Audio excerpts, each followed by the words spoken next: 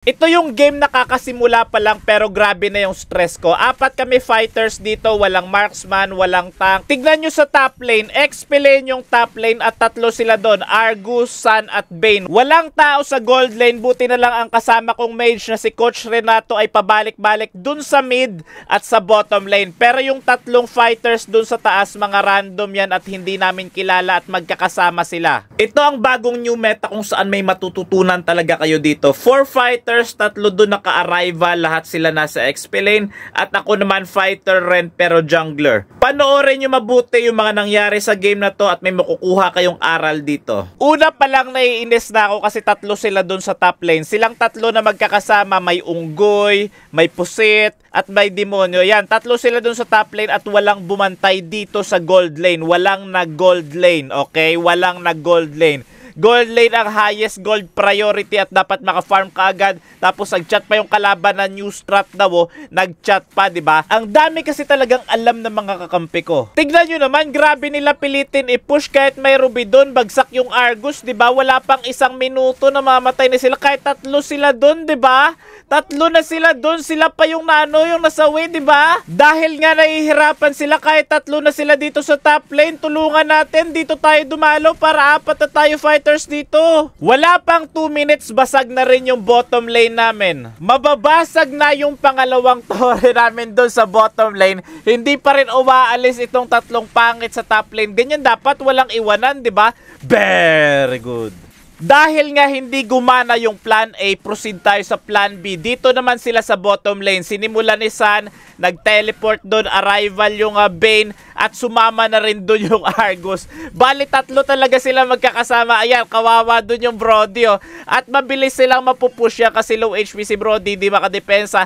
At yan yung unang tama na nagawa nila dito sa game na to. Kapag magko-contest sa mga objectives, hindi rin sumasama yung 3 dahil meron silang sariling mundo. Sana all may sariling mundo. Parang ang yaman-yaman siguro nila kasi may mga sarili silang mundo, no? Very good. Basta ako, ginagawa ko lang yung trabaho ko dito bilang jungler. At yung 3 talaga, wala talaga silang pakialam. Mag-push lang talaga yung gusto nila. Minsan pipilitin nila. At napakarami rin nila naging deaths dyan. Handa rin silang isakripisyo ang kanilang sariling buhay para lang makabasag ng torre. Kaya nabasag na kagad yung torre doon sa gold lane. Kahit kanina wala nagbabantay doon sa gold lane, nakabasag na sila doon. At ang trabaho ko naman sa game na to ay putukan si Ruby sa mukha. Ayan o, ayan o, ayan o. Very good. Yung Argus at si Sun nag-arrival naman doon sa top lane. Ayun, nagpupush silang dalawa. Ayan o, di ba? Sa wakas, nabasag rin yung top lane. Kanina pa sila dyan, di ba? Hindi nila mabasag-basag. Very good. Susubukan rin na basagin itong second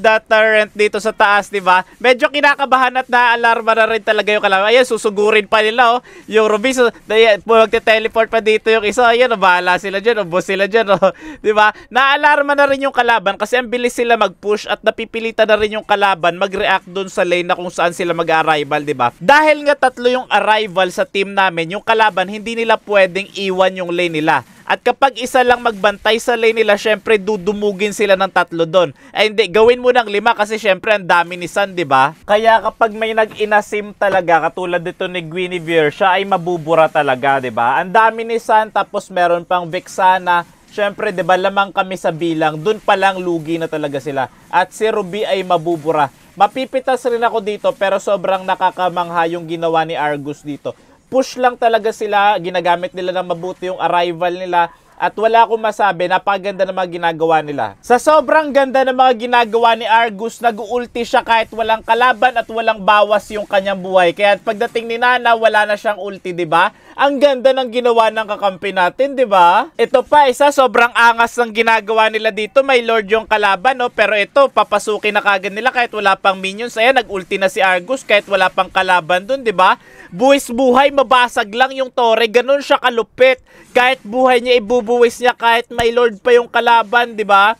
Mabasag lang yung torre. Tignan nyo naman yung score nila dito. Puro itlog. Argus 09, Sun 07. Yung Bane 09 rin. Ano ba naman yan? Puro 0, puro itlog yung mga score lang 3. Kung mapapansin nyo kanina, grabe yung stress ko sa mga kakampi. Ngayon kalaban na yung nai-stress sa kanila. Kasi grabe sila mag-push. Basag na yung bottom lane ng kalaban.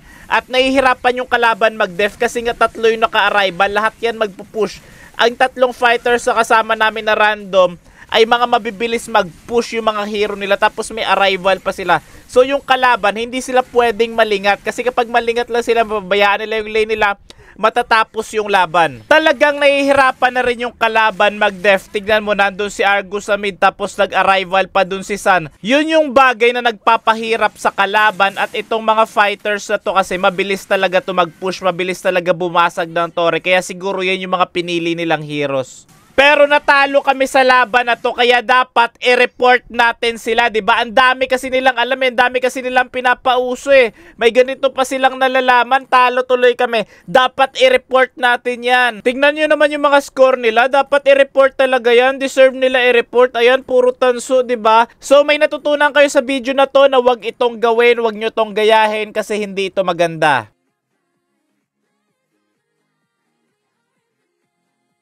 Shout out kay Sir Dennis Volante, mahal na mahal ka daw po ni Ma'am Viopel. Kahit LDR kayo, panghahawakan niya yung mga pangako nyo sa isa't isa, papadalhan kanya ng dried fish to sino na napakasarap. Mag-ingat kayo palagi, LDR lang sa kalam at nasa LDR ang true love.